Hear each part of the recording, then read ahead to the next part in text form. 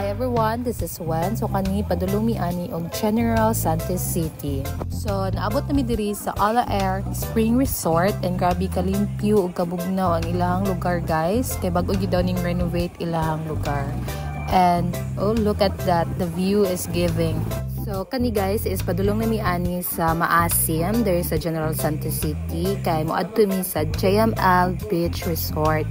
So yung ani lang lugar guys o bahalag init sa Jensan pero yung ani pud ang view nga imong makita. So mao ni ang dalan pasulod sa JML guys. So under construction pa ni ilang dalan pasulod. So naabot na mi diri sa JML Beach Resort. So yung ani na siya guys and na siya view sa babaw so kailangan pa ka musaka kay makita nimo yung view and pwede ka mo ambak dara if gusto jud mo if taas jud kay kag fighting spirit na mo ambak dara. So aura-aura lang ta dara guys. So, after aura-aura sa Jensen guys, pauli na mi ani sa Digo City and currently naa pa mi sa Baluyan ani na time.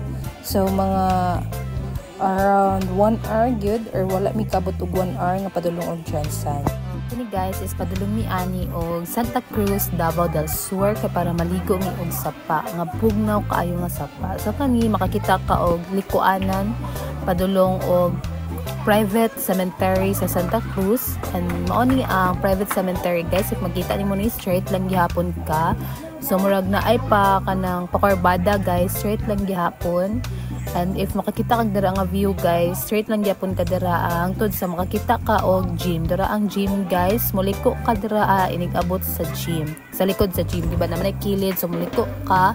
And then moagi ka murag kay putol magud ilahang dalan dira. So mao ni padulong nami dito guys and pag padulong na mo dito mga I think mga 10 minutes lang nga padulong mi dito.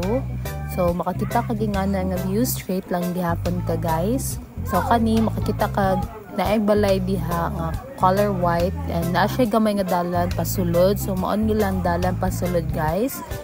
And look at that. So mao na guys.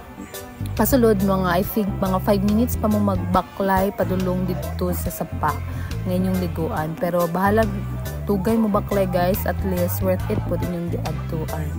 So dara guys kaning padto na mi dito and grabe gyud kadanlog kay gikan gid daw og ulan. So ing ana ang view dito nature jud siya guys and makawala siya stress kay grabe ka peaceful ang lugar. And dara guys, makita na kag sapa. So magbayad ta jud kag entrance dara like 10 pesos ang entrance. So dara na ang sapa guys. Apa na dito sa unahan dara kana na ay murag bakante. And kani siya guys, wala dili siya crowded nga sapa is like, I think upat traming. Kani daw ilahang tubig guys is connected ni dito sa Mount Dinor. Familiar mo dito katong mountain nga ginasakaan. So kani according sa caretaker sila nanay og tatay na if magbaha daw diri dili ra jud daw kaayo kusog unlike daw sa uban and grabe jud ka bugnaw ang tubig sa Santa Cruz guys no pag maligo ka sila mga sapa diri grabe gid ka bugnaw. So mao nito kung pasabot nga bakante nga lugar nga pwede ka dito maligo magsumsalong.